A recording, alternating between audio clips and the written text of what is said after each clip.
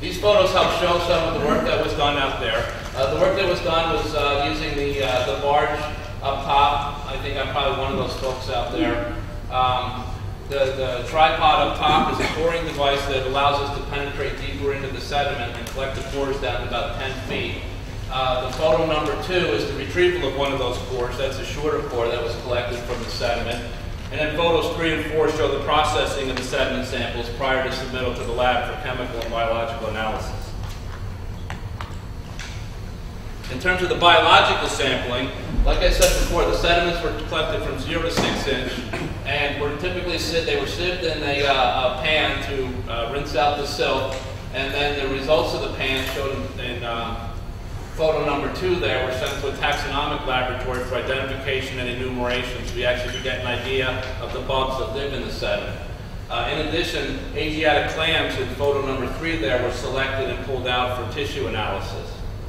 Photo 4 shows the type of organism that was used by the laboratory for the bioassay and the sediment toxicity test.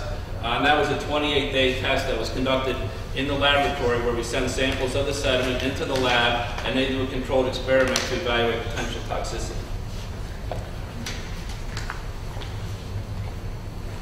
So as I said, the 2006 sediment investigation, the purpose was to evaluate 2 different questions.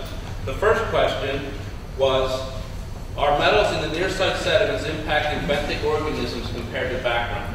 We used the weight of evidence approach to evaluate that, and some of the different lines of evidence were toxicity predictors for some of the chemicals that are in sediment that can limit the bioavailability of metals.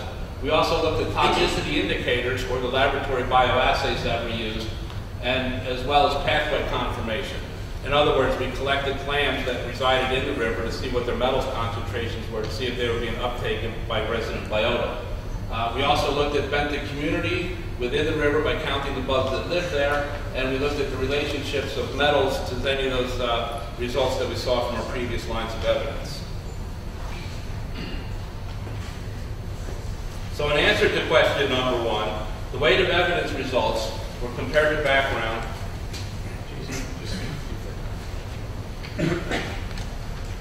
Okay.